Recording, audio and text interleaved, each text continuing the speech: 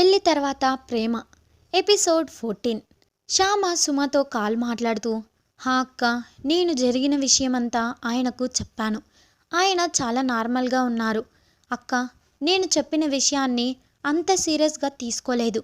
నీకు చెప్పాను కదా అని అంటుంది సంతోషంగా. అలా అయితే చాలా మంచిది.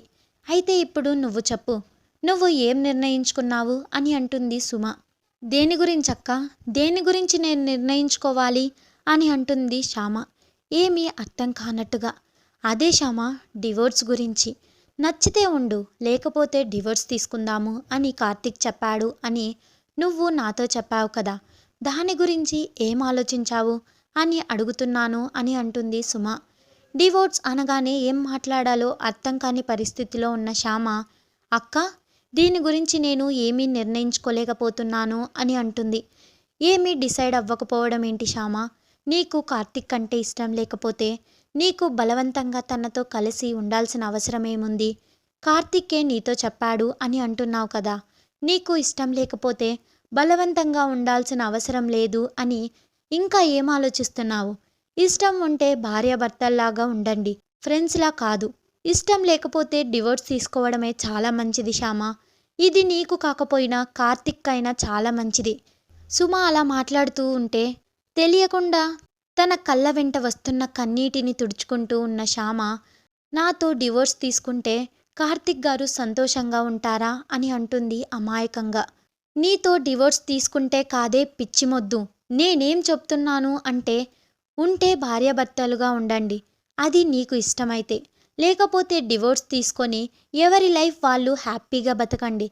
ఇష్టం లేని కాపురం ఎన్ని రోజులు నువ్వైనా కార్తీక్ అయినా చేస్తారు బలవంతంగా అని అంటుంది సుమ.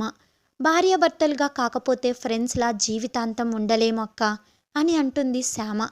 చూడు శ్యామ, నీకు అలా ఉండడం ఇష్టమేమో కానీ కార్తీక్కి ఒక మంచి భార్య దొరకాలి, తను మంచి ఫ్యామిలీతో హ్యాపీగా ఉండాలి కదా.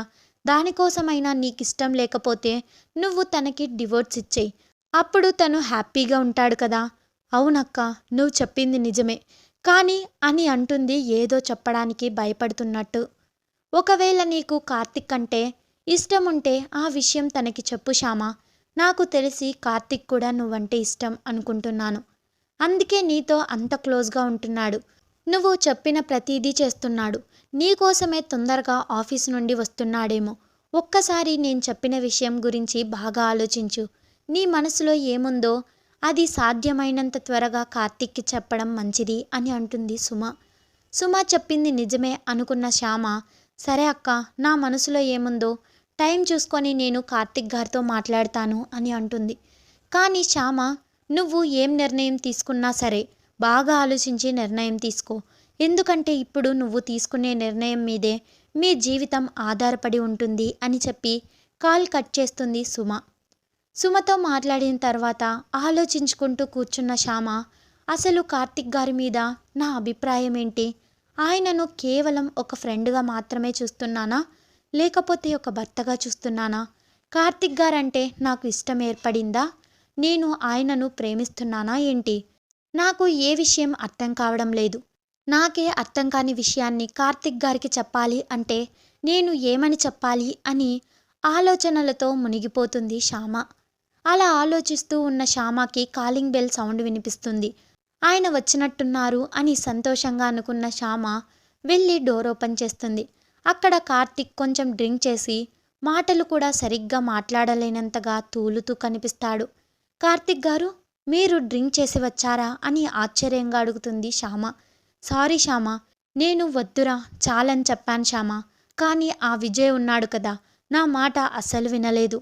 సారీ, ఏమీ అనుకోకు. నాకు నిద్ర వస్తుంది శ్యామ, నేను వెళ్ళి పడుకుంటాను. ఏదైనా ఉంటే రేపు మాట్లాడుకుందాం అని చెప్పి అక్కడి నుండి తన గదిలోకి వెళ్తున్న కార్తీక్తో, కార్తీక్ గారు, ఒక్క నిమిషం ఆగండి అని తన చెయ్యి పట్టుకొని ఆపుతుంది శ్యామ. ఏంటి అన్నట్టుగా శ్యామ వైపు చూస్తాడు కార్తీక్. ఏం లేదు, మీరేమైనా తిన్నారా? లేకపోతే తినిపిస్తాను రండి. ఏమీ తినకుండా ఎలా ఉంటారు అని అంటుంది ప్రేమగా. నాకు ఏమీ వద్దు శ్యామ, నాకు ఆకలి వేయడం లేదు. బయట ఏమైనా తిన్నారా అని ప్రశ్నిస్తుంది శ్యామ. అక్కడ కూడా ఏం తినలేదు శ్యామ, చెప్పాను కదా ఆకలిగా లేదు అని. ఏమీ తినకుండా ఖాళీ కడుపుతో ఉండకూడదు కార్తిక్ గారు. ఒక్క నిమిషం ఇలా కూర్చోండి అని చెప్పి త్వరగా కిచెన్లోకి వెళ్ళి ప్లేట్లో ఫుడ్ పెట్టుకొని తీసుకువచ్చి కార్తిక్కి తినిపిస్తూ, కార్తిక్ గారు, మీకు అలవాటు లేదు అన్నప్పుడు ఎందుకు మీరు డ్రింక్ చేశారు? నాకు ముందు నుండే అలవాటేం లేదు శ్యామ, కానీ ఒక అమ్మాయి వలన అలవాటు చేసుకున్నాను అని అంటాడు బాధగా. కార్తీక్ చెప్పిన ఆ మాటకే షాక్ అయిన శ్యామ, ఏంటి, మీ జీవితంలో నేను కాకుండా వేరే ఒక అమ్మాయి ఉందా అని అడుగుతుంది అనుమానంగా. అవును శ్యామ, నేను ఒక అమ్మాయిని ప్రేమించాను.